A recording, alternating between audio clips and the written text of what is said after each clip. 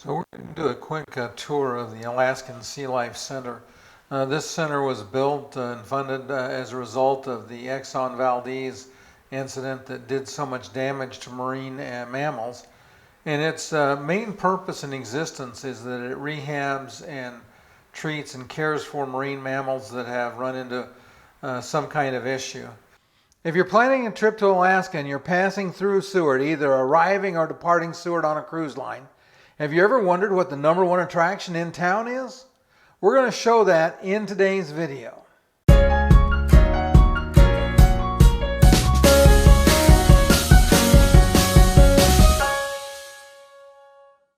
If we're meeting for the first time, I'm Ken, and on this channel I help people travel more, spend less, and provide useful information for those with mobility challenges.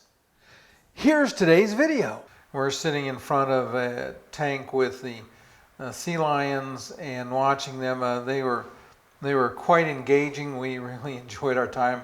We spent quite a while there.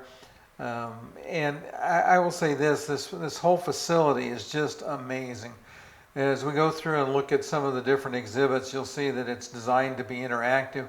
It's a great place for young ones. It's very much worth a couple of 3 hours spent there in seeing it. We saw a lot of different kinds of creatures. In this case, we had a big Alaskan king crab that was in the tank. As we went around, they had these interactive exhibits so that you could touch and feel the different kinds of aquatic life that live in the waters in and around the Seward. My granddaughter and my wife both enjoyed playing with the different critters that were in the water. We really enjoyed our time at the center. We're going to see some pictures that we took there. This is my wife and my granddaughter in front of some jellyfish exhibit. This was a bearded seal that was being rehabbed and had been found by some young boys, and it was brought to the center for treatment. Some sea anemones. Again, more sea anemones. There were some challenges photographing some of the tanks because of the lighting and the glass. We have a starfish and a big crab there. This is another picture of the tank where you could reach in and touch the various critters that existed in there. Like I said, it's a great place for both for young people and for older individuals to tour and see. Here's some of the trash that they'd fished out of the sea. Just serves as an example, and here's the view from the patio. So here's the question of the day for today.